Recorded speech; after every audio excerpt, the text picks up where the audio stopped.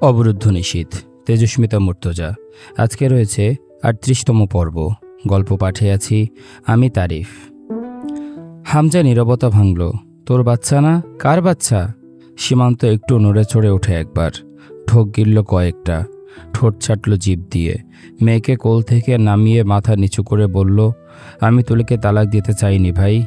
আর না, আমি ওকে পাঠিয়েছি এই বাড়িতে। ও নিজে চলে এসেছে এখানে। ডিভোর্স ও চায়। সীমান্তর কথায় জড়তা। হামজা কিছুক্ষণ চুপচাপ বসে রইল। গলা উঁচিয়ে ডাকল তুলিকে। বজ্রের মতো শোনা যায় কণ্ঠস্বর।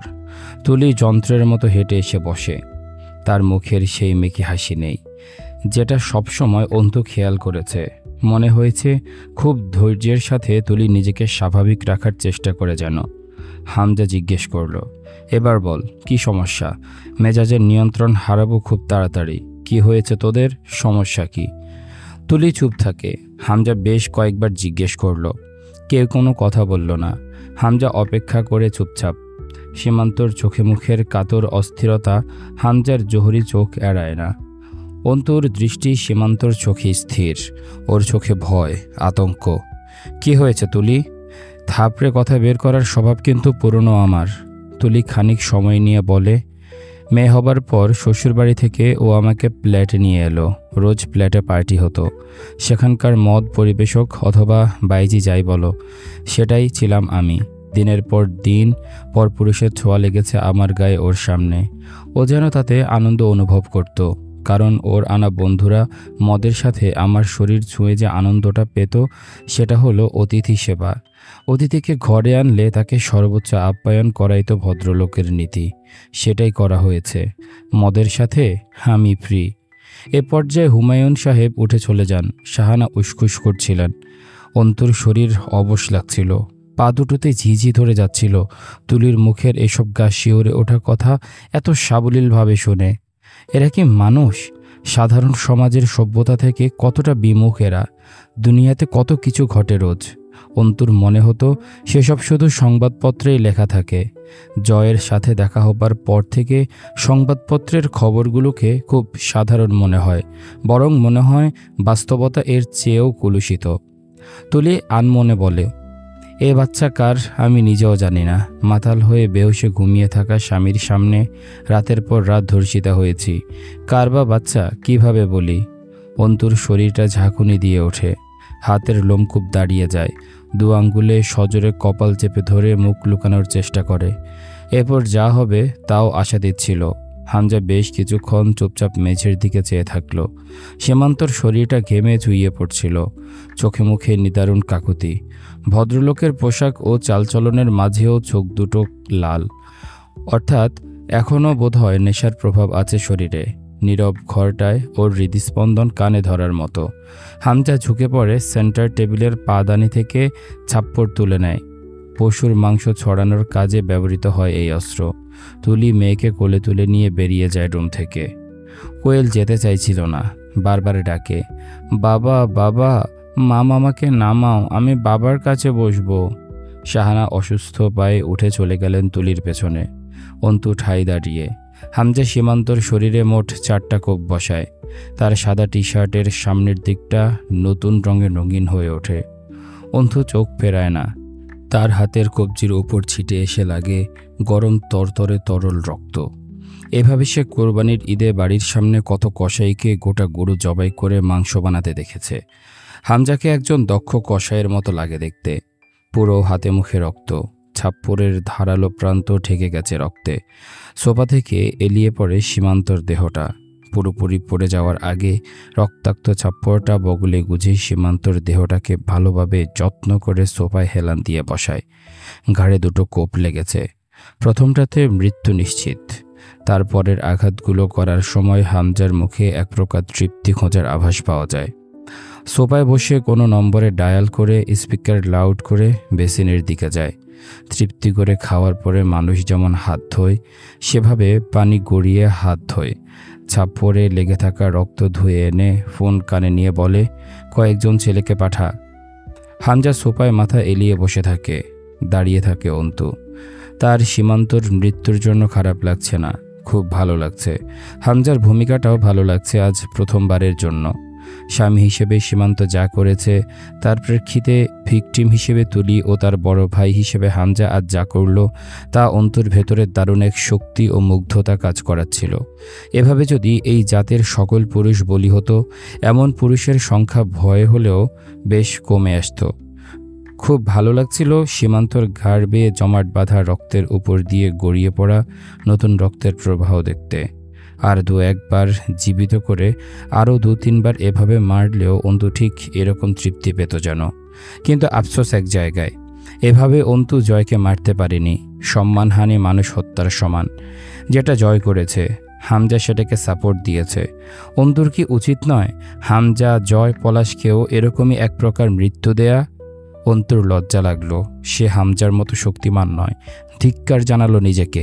হামজা খুব ভালো, কি চমৎকার একটা বিচার করলো নিজের বোনের ক্ষেত্রে। আর অন্তু নিজের জন্য কিছু করতে পারেনি। ছেলেরা এলে হামজা আদেশ করে, রাতে এটাকে ভার্সিটির পুরনো আমবাগানের ঝোপে ফেলে আসবি। রিমি পিছনে এসে কখন চুপচাপ দাঁড়িয়েছে টের পাওয়া যায়নি। আসরের নামাজ পড়তে যাচ্ছিল লোকজন। জয় ফটকের সামনে দাঁড়ানো। রাস্তার ওপারে দোতলায় ভাড়াটে একটা মেয়ে আছে, বয়স 15-16। জয়কে ফলো করে সুযোগ পেলেই। উড়ন্ত জয়কে দেখতে পাওয়া বেশ মুশকিল। আজ জয়কে দাঁড়াতে দেখে বারান্দায় এসে দাঁড়ালো। কত ভালো ভালো ফর্মাল পোশাকের ছেলেদের উপর এমন আকর্ষণ বোধ না করার জন্য অবশ্য আফসোসও হয় ওর। জয় ফোনে কথা বলছিল দাঁড়িয়ে। সাধারণ একটা শার্ট গায়ে, সাদা লুঙ্গি পরনে। তা মাটি ছুঁয়ে পড়ে সবসময়। ডান হাতে লুঙ্গি উঁচু করে ধরে দাঁড়ানোতে পায়ের চামড়ার বেল্টওয়ালা ছুটি দেখা যাচ্ছে। সেটার বেল্ট আটকায় না, খোলা। লম্বা শরীরে সাদা লুঙ্গি, শার্ট, চামড়ার স্যান্ডেল খুব মানায় জয়ের সাথে। তার চলাফেরাই এমন। ভদ্রলোকী পোশাকে নিজেকে সাজাবার তেমন কোনো তাড়া নেই। এই পোশাকেও চমকপ্রদভাবে ভীষণ অভিজাত পুরুষ লাগে দেখতে। লুঙ্গি হাতে গুছিয়ে ধরে 2 ঠ্যাঙ্গের মাঝে গুঁজে দাঁড়াচ্ছে বারবার, তবুও উঁচু করে পড়ছে না। মেয়েটার কাছে সব কিছুই আকর্ষণীয় লাগে। অন্তু বিষয়টা বারান্দা থেকে খেয়াল করে তাচ্ছিল্য করে হাসে। মানুষ সেই সকল আলুর মতো যা খোসার ওপর থেকে দেখতে শতভাগ সতেজ এবং কাটলে পুরোটাই ফেলে দেওয়ার অবস্থা বেরোয়। এমন আলু আম্মুকে কাটতে দেখলে অন্তু ভীষণ অবাক হয়ে চেয়ে থাকত। ওপর থেকে আন্দাজ করার উপায় নেই ভেতরটা এতটা কুৎসিত। গাড়ি চলে যায় রাস্তা দিয়ে। পাড়ার কুকুরগুলোর সাথে জয়ের সম্পর্ক খুব ভালো। রুটি, চা, মাঝে মধ্যে কোল্ড ড্রিঙ্কসও টেস্ট করতে দেয় জয়। মাঝে মধ্যে কুকুরগুলোকে মদেও চুমুক দিতে হয় জয়ের বদৌলতে। বাড়িতে খাওয়া মাংসের হাড়গুলো জড়ো করে নিয়ে কুকুরকে দেয়। দারুণ পিরিত তার কুকুরের সাথে। জয়কে দেখে রাস্তার ওপর ঘুরঘুর করছিল আজও কুকুরগুলো, বাচ্চা কাচ্চা সহ। কপালের ক্ষততে টান ধরে মাঝে মধ্যেই। গভীর ক্ষত শুকিয়ে গিয়েও জখম হয়ে আছে। সেখানে আঙ্গুল চেপে ধরে রইল। যারা আক্রমণ করেছে সেদিন মা বাপ তুলে খাঁটি বাংলায় গালি ঝাড়ছিল। তখনই শো করে একটা বাইক চলে যায়। সজোরে ধাক্কা খায় একটা বাচ্চা কুকুর।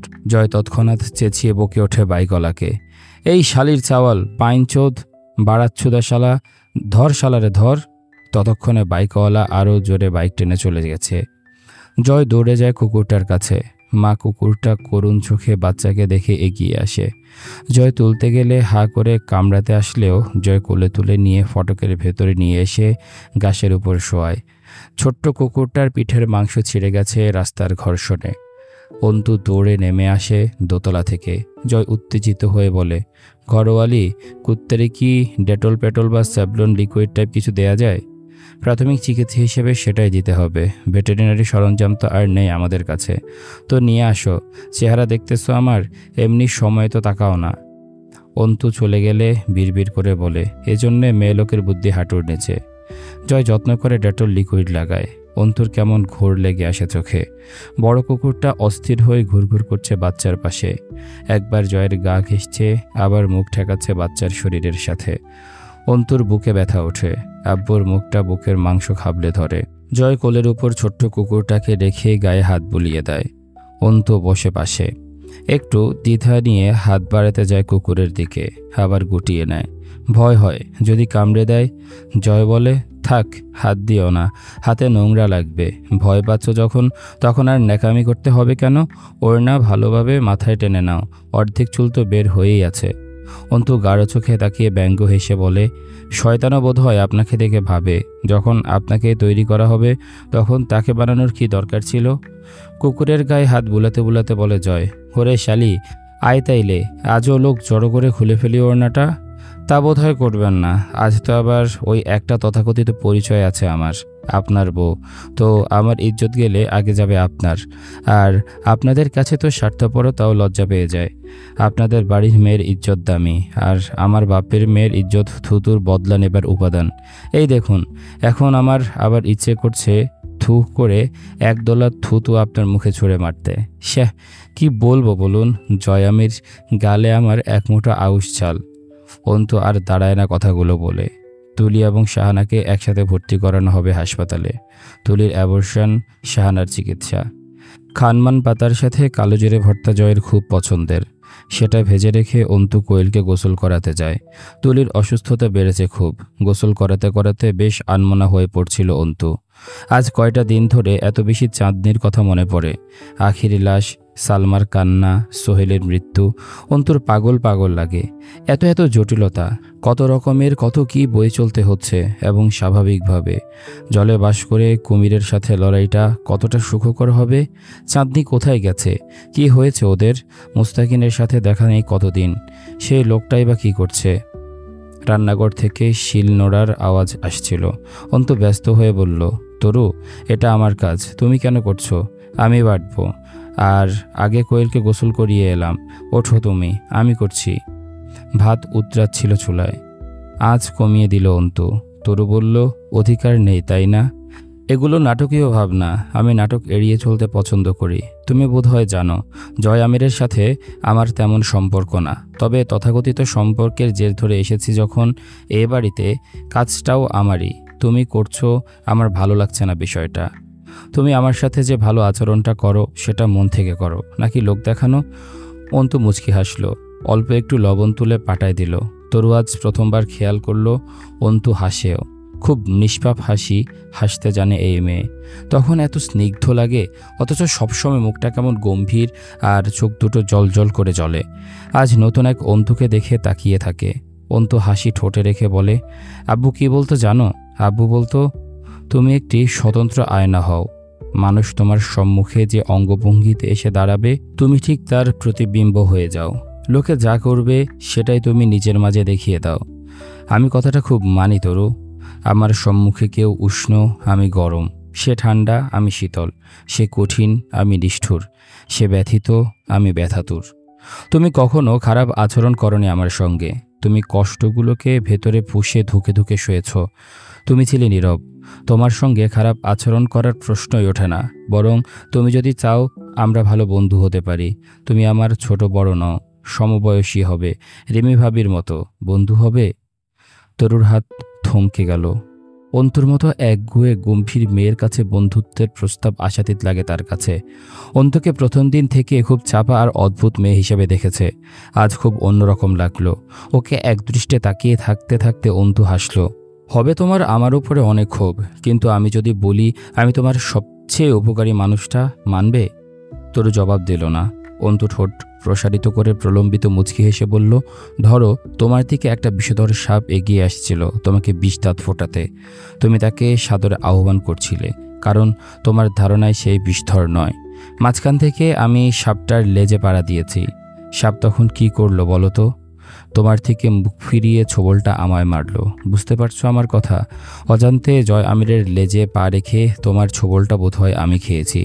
একটা মানুষকে আমরা চেনার বাইরেও তাকে চেনা এবং জানার মতো বিস্তৃত ব্যাপার থাকতে পারে। ঠিক যেমন আমি যেটুকু জানি না বা বুঝি না, তুমি ঠিক সেটুকুই জানো জয় আমিরের ব্যাপারে। অপরদিকে তুমি যেটুকু জানো বা ধারণা নেই, সেইটুকুই আমার জানা এবং দর্শনে জয় আমির। অন্তু ভাত মার ফেলতে ব্যস্ত হয়ে পড়ে। তরু বেশ খানিকক্ষণ চেয়ে থাকে অন্তুর দিকে, তারপর জিজ্ঞেস করে, জয় ভাইয়া কি করেছে তোমার সাথে? অন্তু মনোযোগ সহকারে ভাতের মার ফেলতে ব্যস্ত। তরু উত্তরের আশায় চেয়ে থাকে। হুমায়ুন সাহেব টিভিতে খবর দেখেন, আবার রোজ নিয়ম করে পত্রিকাও আসে বাড়িতে। হামজার পত্রিকা পড়ার অভ্যেস আছে। রিমি সেগুলো জড়ো করে পত্রিকার ঝুড়িতে রাখে। সেখান থেকে অন্তু এনে পড়ে।